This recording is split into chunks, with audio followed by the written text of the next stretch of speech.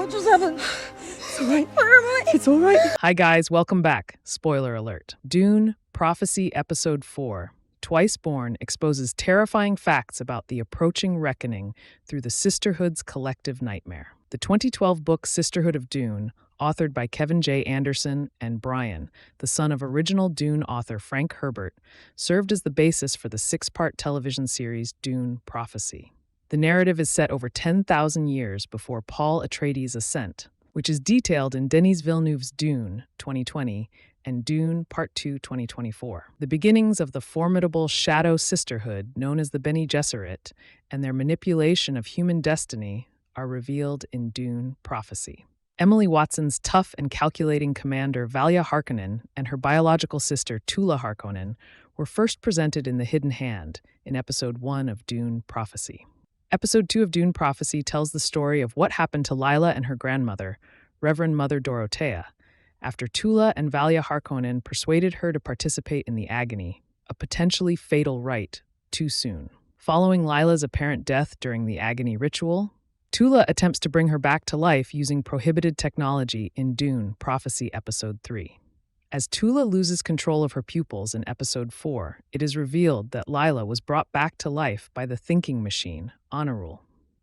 What takes place in Dune Prophecy Episode 4, The Sisterhood's Nightmare?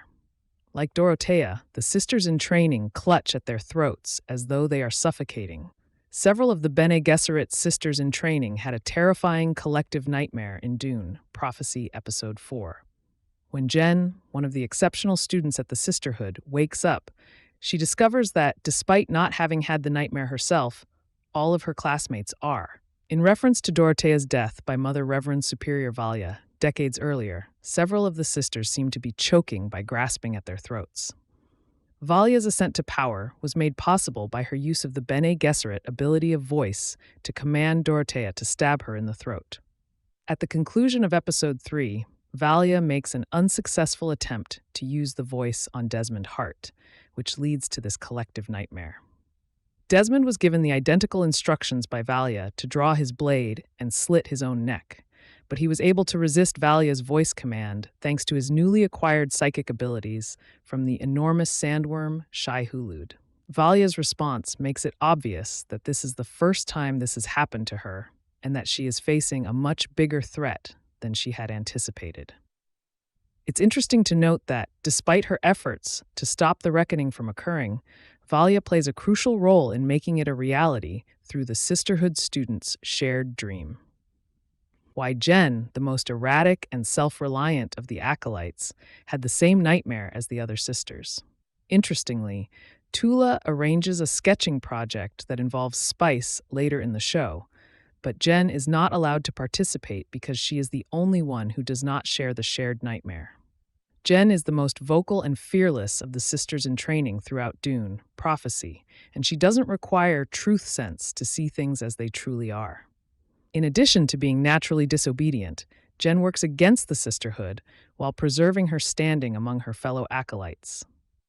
It makes sense that Jen is less prone to the shared nightmare and might not be a good fit to be a Bene Gesserit truth-sayer, because she is such an innate leader and independent thinker. To put it simply, Jen is erratic, which implies that she lacks the self-control and vulnerability of her fellow acolytes. Jen, who is also inherently cynical, was the only one to confront Tula about how careless it was of her and Valia to subject Lila to the agony without the necessary preparation. Although Jen had a dream in which she saw Sister Emmeline, one of the other prominent acolytes, slitting her throat, it's unclear why she didn't experience nightmares like the others.